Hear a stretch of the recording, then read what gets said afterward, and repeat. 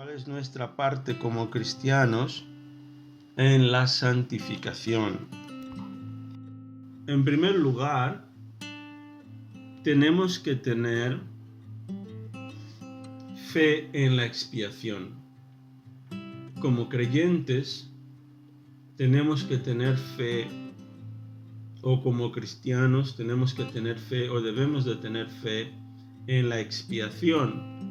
¿Qué es la expiación? La expiación es o tiene que ver con el sacrificio que Jesús hizo por cada uno de nosotros en la cruz.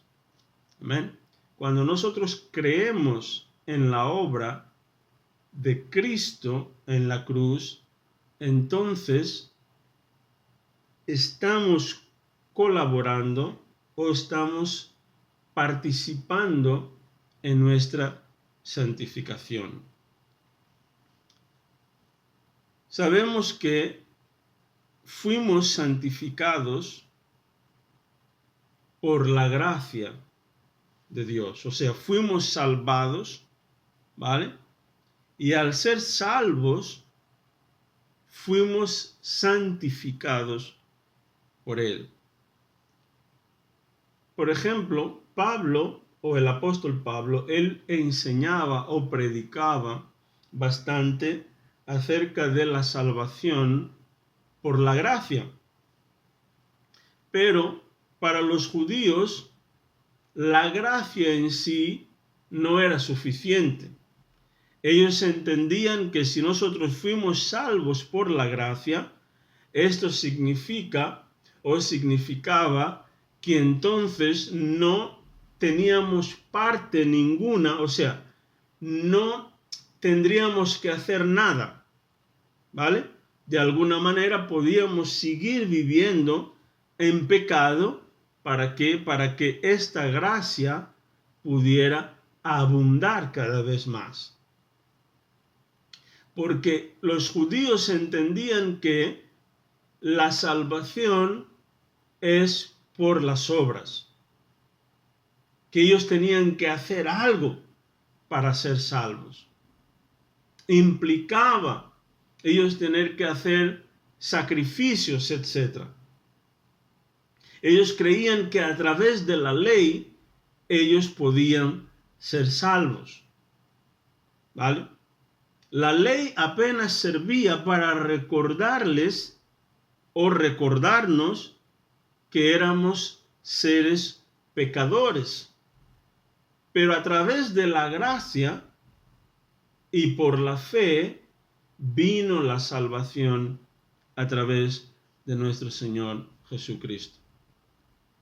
Romanos capítulo 6, el verso 7, dice: porque el que ha muerto, podéis anotar, porque el que ha muerto ha sido justificado del pecado. La muerte cancela todas las obligaciones.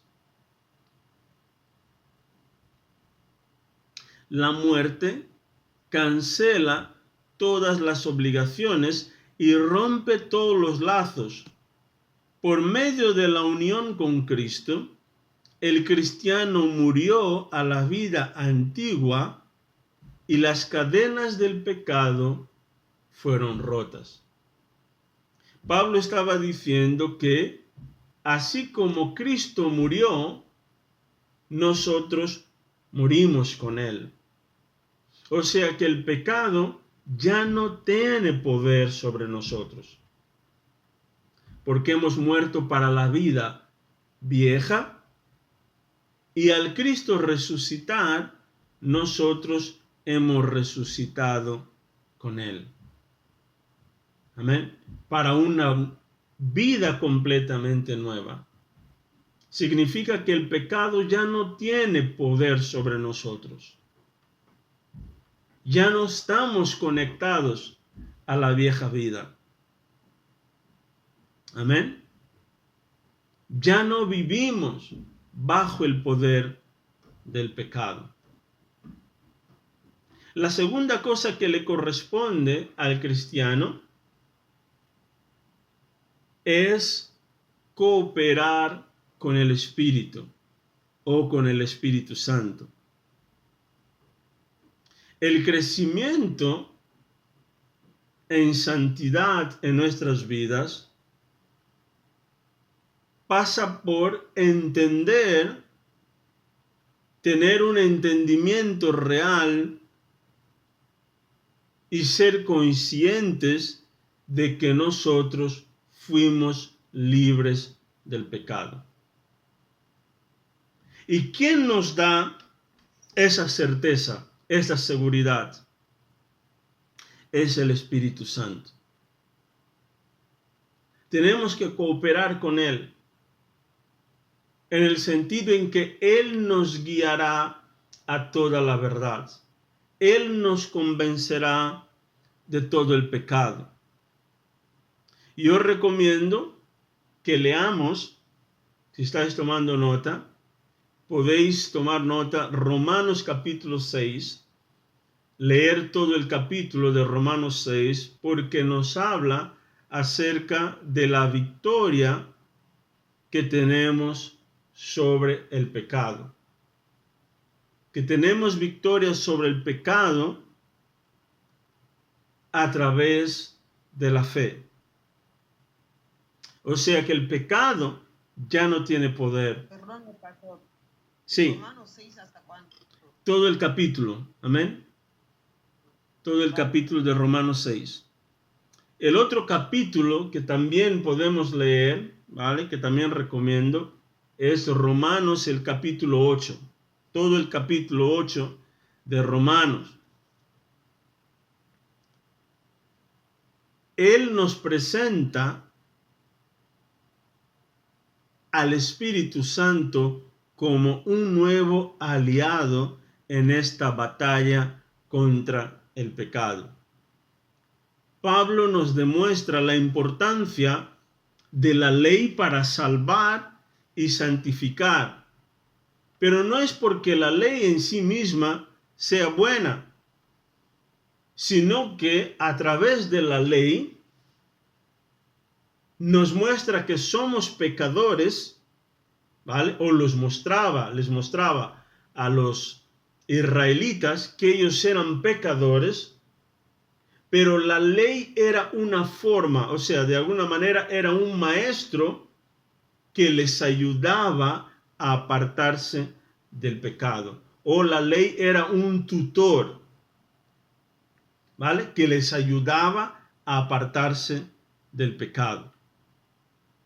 Aún en el capítulo 8 de Romanos, el tema dominante de este capítulo es que nosotros fuimos liberados, o tiene que ver con que nosotros fuimos liberados del dominio del pecado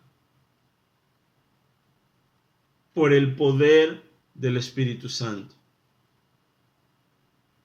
Amén. La tercera cosa que el cristiano o el creyente tiene que hacer para cooperar con el Espíritu Santo es renovar la mente. Ahora sí podemos abrir Romanos capítulo 12, el versículo 1. Sada, si lo tienes puedes leer, por favor.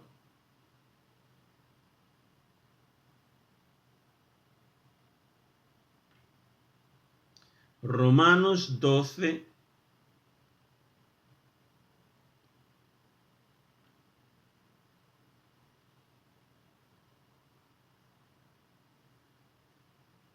el verso 1.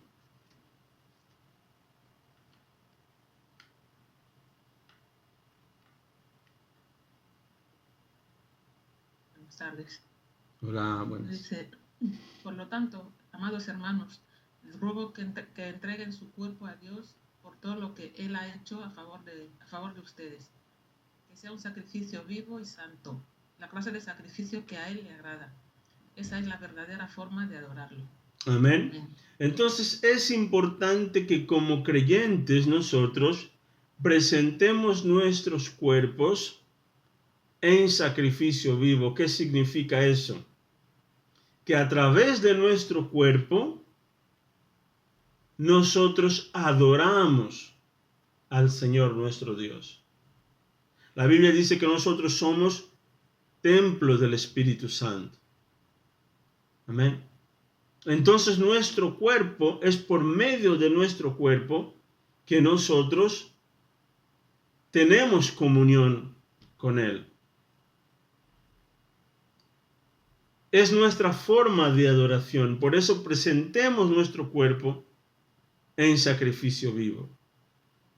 Es importante que renovemos nuestra mente, nuestra manera de pensar, que ya no pensemos más como el mundo, que no pensemos más como pensábamos antes, siguiendo los consejos mundanos, las modas de este mundo, las tradiciones del mundo, sino que transformemos nuestra manera de pensar, adaptemos nuestra manera de pensar a la manera de pensar de Dios.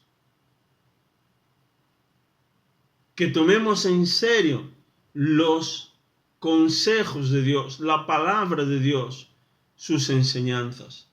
Amén. Filipenses 4:8 dice: por lo demás, hermanos, todo lo que es verdadero, todo lo honesto, todo lo justo, todo lo puro, todo lo amable, todo lo que es de buen nombre, si hay virtud alguna, si algo digno de alabanza, en esto pensad. El Señor nos está diciendo que nosotros tenemos que pensar en todo lo que es verdadero. Pensar en todo lo que es honesto. Esa tiene que ser nuestra manera de pensar. Todo lo que es justo, todo lo que es puro, todo lo amable, todo lo de buen testimonio. Amén. Si nos vienen malos pensamientos, centremos nuestros pensamientos en alabanzas, cosas buenas. A veces nos pueden invadir pensamientos de tristeza, malos pensamientos de muerte. Amén. Entonces tenemos que sustituir todos estos malos pensamientos por los buenos pensamientos. Amén. Muchas veces, o la mayoría de las veces, dicen los expertos que un pensamiento no se puede cambiar, solo se puede sustituir.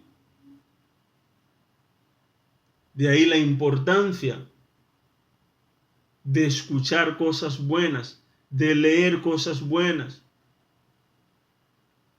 evitar ciertos tipos de películas, ciertos tipos de canciones, cierto tipo de literatura, hasta vídeos, ¿no? Que solo hablan de muerte, de problemas, de crisis, enfermedades. Evitar las. Amén. Esto ayudará a que nosotros podamos renovar nuestra mente. Proverbios 23, el verso 7.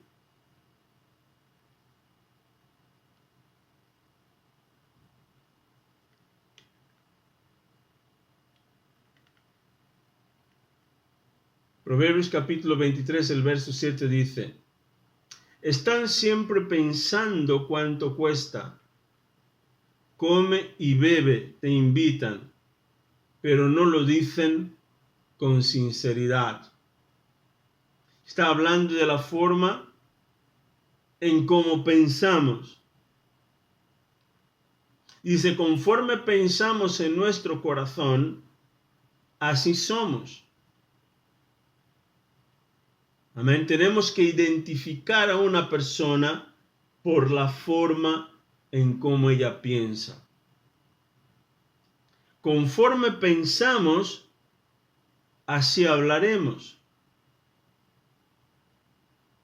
Amén.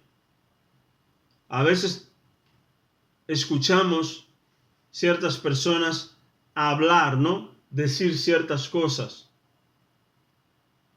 Y pensamos, bueno, no, a lo mejor está de bromas. No.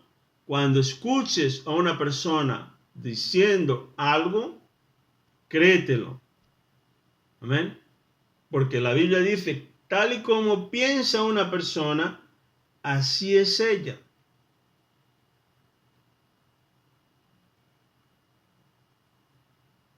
Yo me acuerdo que cuando era pequeño, escuchaba mucho la gente decir, el fulanito ha bebido y ha dicho estas cosas porque él ya lo pensaba. Pero lo que pasa es que no tenía el coraje de decir. Entonces fue a beber para tener coraje para poder decir todo lo que... Y los borrachos no mienten. Amén. Raramente mienten. Por eso la gente aprovecha estos momentos para decir muchas veces todo lo que piensa. Pero nosotros somos de los que pensamos diferente. Y conforme pensemos, así también hablaremos. Amén. Ahora veremos algunos instrumentos de la santificación. El primero, la Biblia. Un cristiano debe de leer la Biblia diariamente. La Biblia es como un espejo cuando un cristiano la lee. Amén. De acuerdo con Santiago capítulo 1, el verso 23, dice, es semejante al hombre que considera en un espejo su rostro natural. Cuando leemos la Biblia, nos miramos a nosotros mismos. La palabra de Dios es un reflejo de nuestra condición. Amén. Ella nos revela nuestra condición espiritual, nuestros defectos, imperfecciones y pecados. Cuando obedecemos la Biblia, somos purificados. Salmo 119, del verso 9 al 11, dice, ¿con qué limpiará el joven su camino? Con guardar tu palabra. En mi corazón he guardado tus dichos para no pecar contra ti. Amén. Esa es la forma en cómo limpiamos nuestro corazón, nuestro camino, a través de la palabra de Dios. San Juan capítulo 15, el verso 3 dice, ya vosotros estáis limpios por la palabra que os he hablado. La palabra de Dios nos limpia, la palabra de Dios nos purifica. Amén. La segunda forma. Perdona, pastor, ¿Salmo cuánto? Salmo 119, el versículo 9 al 11. 9 a 11. Sí. Otro instrumento. Vale, ¿y el siguiente? Juan, San Juan, ¿qué? San Juan capítulo 15, el verso 3.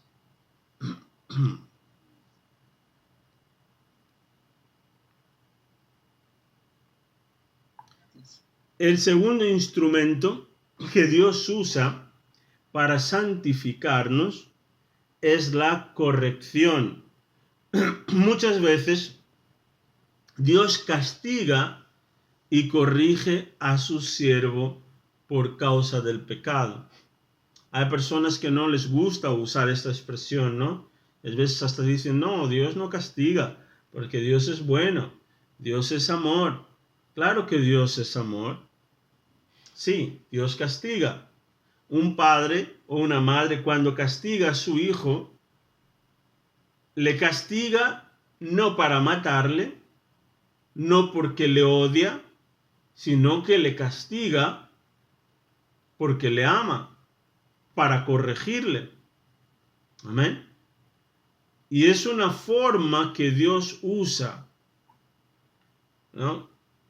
Corrigiéndonos para santificar al creyente. Entonces, al recibir castigo o corrección de parte de Dios, debemos de desear la purificación. Amén. Y procurar avanzar más y más en el conocimiento de la santificación. Y este conocimiento puede ser alcanzado a través de la fe. ¿Y cómo demostramos que nos hemos arrepentido? A través de confesar nuestro pecado delante del Señor. Cuando recibimos corrección de parte de Dios, nos tenemos que arrepentir. Amén. Apocalipsis capítulo 3, el verso 19, dice, yo reprendo y castigo a todos los que amo. Entonces Dios nos castiga y nos reprende. ¿Por qué? Porque Él nos ama. Y un padre que ama a su hijo tiene que reprenderlo, tiene que corregir, tiene que castigar. Amén. Hay hijos que nacen o crecen rebeldes. ¿Por qué? Porque los padres no toman el tiempo de corregir, de castigar. Entonces crecen sin disciplina. Nosotros que estamos aquí, la mayoría de nosotros fuimos corregidos por nuestros padres. Amén. Fuimos castigados. Y no nos hemos muerto. Amén. Estamos aquí vivos y bien educados. Pero hoy en día, si se corrige a un hijo o se le castiga, uy, te metes en un problema. Ay, que se va a deprimir. Ay, que va a coger ansiedad. De eso nada. Por eso tenemos la sociedad que tenemos hoy en día. Amén. Hijos rebeldes, maleducados. ¿Por qué? Por falta de corrección y falta de disciplina. Amén. Entonces es bíblico corregir, reprender. Hebreos capítulo 12, el verso 8, del verso 6 al 8, dice lo siguiente. Porque el Señor al que ama disciplina y azota a todo el que recibe por hijo. Si soportáis la disciplina, Dios os trata como hijos. Porque ¿qué hijo es aquel a quien el Padre no disciplina? Pero si se os deja sin disciplina, de la cual todos han sido participantes, entonces sois bastardos y no hijos. Todo el hijo tiene que ser disciplinado. Dios, Él nos disciplina, nos corrige. Él da azotes. Amén. ¿Para qué? Para demostrar su amor por nosotros. El padre o la madre que no corrige, que no disciplina a su hijo, es porque no le ama. según la Biblia. Amén. Entonces, parte del amor es la corrección, es la disciplina. Otra de las formas que Dios usa como instrumento de santificación son las pruebas. Dios usa las pruebas para estimularnos a la santidad. Amén. ¿Qué es una prueba? Son estos momentos de dificultades por los cuales pasamos de vez en cuando. Las pruebas son permitidas por Dios.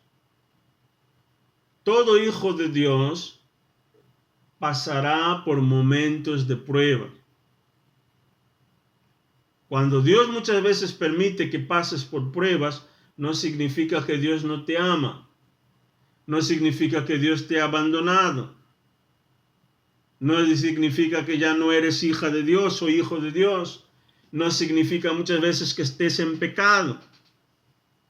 No, es una forma de Dios estimularnos a la santidad.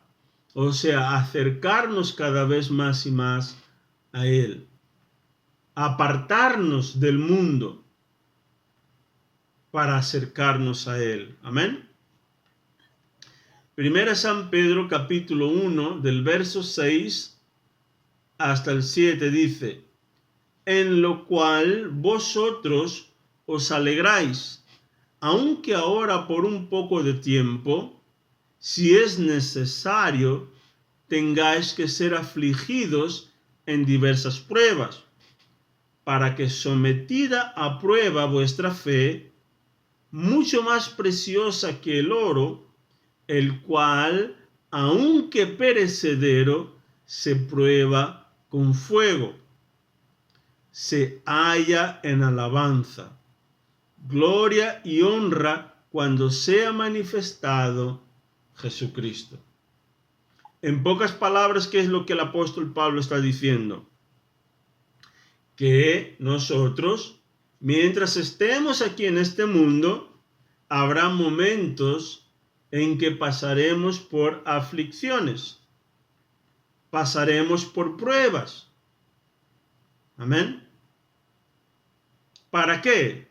Para que nuestra fe sea cada vez más y más purificada.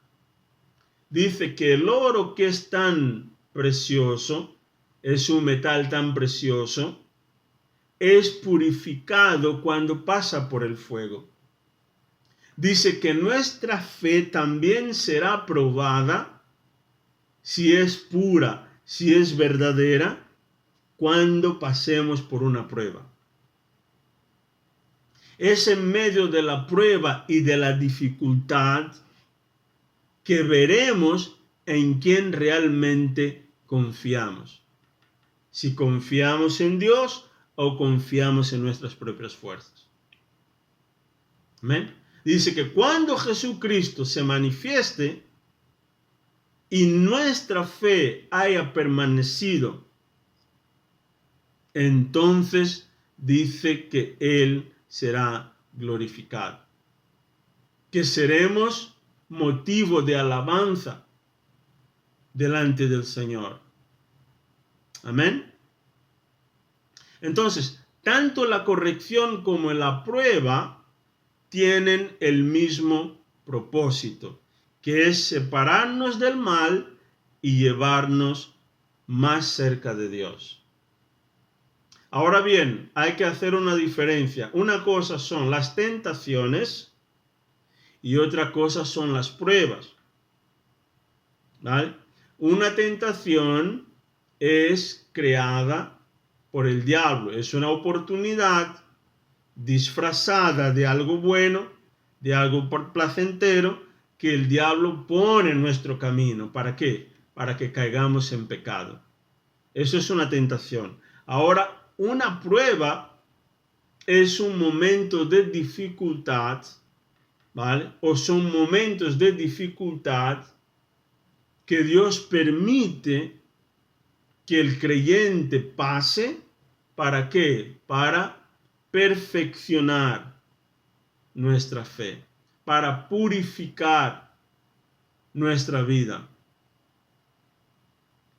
Entonces, cuando pases por momentos de pruebas, claro que a veces el enemigo levanta tribulaciones, ¿vale? Persecución. ¿Para qué? Para que nos apartemos del camino de Dios. Pero muchas veces Dios permitirá que pasemos por estos momentos para purificar nuestra fe. Amén. Salmo 119 dice, antes que fuera, el versículo 67 dice, antes que fuera yo humillado, descarriado andaba, mas ahora guardo tu palabra. Bueno me es haber sido humillado para que aprenda tus estatutos. Amén. Porque muchas veces en estos momentos de prueba, momentos de humillación, que nos acercamos más al Señor. A veces cuando todo está bien, la gente se relaja, se aparta de los caminos de Dios. Entonces a veces Dios permite estos momentos. ¿Para qué? Para acercarnos a Él. Porque a veces cuando estamos pasando por estos momentos de dificultad, es cuando, tristemente, es cuando la gente se acuerda de Dios. Cuando la gente piensa en Dios. Pero no debería de ser así. ¿Amén? Entonces la meta de Dios en un creyente es la santidad de acuerdo con la estatura de Cristo.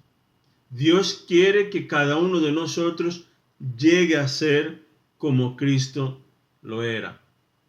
Amén. Que crezcamos a la estatura varonil de Jesucristo. Que delante de Dios seamos perfeccionados, que alcancemos este mismo nivel que Cristo tenía delante de Dios. En obediencia, en amor, en servicio, en dependencia, etc. Este es el modelo de Dios para cada uno de nosotros que somos creyentes, amén, cristianos, hijos de Dios. Para acabar podemos leer 1 San Juan, el capítulo 3, el verso 2. 1 San Juan 3, 2.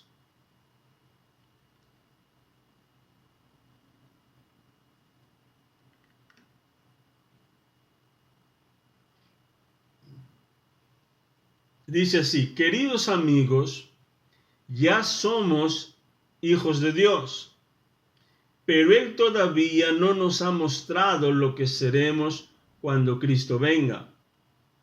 Pero si sabemos que seremos como Él,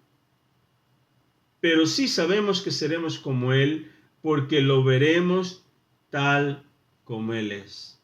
Amén. Entonces, es un camino que estamos percorriendo. Él quiere que seamos como Cristo. Esta es la meta de Dios, que cada uno de nosotros llegue a ser como Cristo lo era. Hay gente que dice, no, pero Cristo era Cristo. Amén. Yo soy yo. No, Dios cuando te mira a ti, Él ve a Cristo en ti. Amén. Somos cristianos porque somos Cristos en punto pequeño. Amén. Entonces cuando el diablo nos mire, él tiene que ver a Cristo en cada uno de nosotros. En verdad es esto lo que él ve. Amén. Él ve a Cristo en nosotros.